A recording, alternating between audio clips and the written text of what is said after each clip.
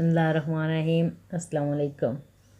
نعمت دین ہی سب سے بہتر نعمت ہے، دوسرے نمبر پر مال حلال ہے۔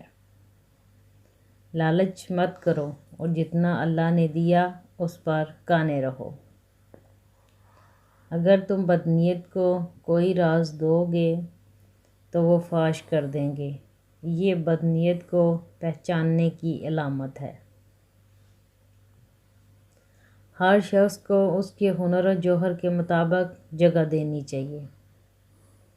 بدنیت لوگوں سے بچو کہ ان کی صحبت سے سوائے رنج کے کچھ حاصل نہ ہوگا۔ بے وقوفوں سے دوستی مت کرو کیونکہ یہ مشکل وقت میں تیری مشکلات میں اضافہ کریں گے۔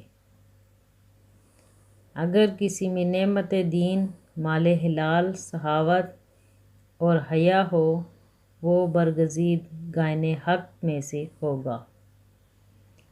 عقل ادب کے ساتھ ایسی ہے جیسا کہ درخت ثمر کے ساتھ، اور عقل بغیر ادب کے ساتھ ایسی ہے جیسا کہ درخت بے بر۔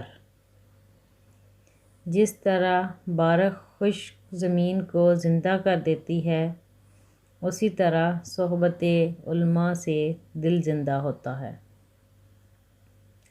اگر لوگ تم میں ایسی صفت بیان کریں جو تم میں نہیں تو مغرور مت ہو، کیونکہ جاہلوں کے کہنے سے ٹھیکری سونا نہیں بن سکتی۔ بدگمانی کو اپنے اوپر غالب مت آنے دو، ورنہ تمہیں دنیا میں کوئی دوست اور ہمدرد نہ مل سکے گا۔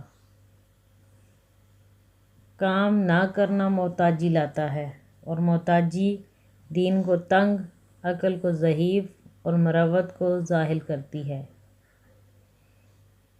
جو بات تم نہیں جانتے منہ سے نہ کہو، اور جو جانتے ہو اسے مستحق کو بتانے میں دریغ نہ کرو۔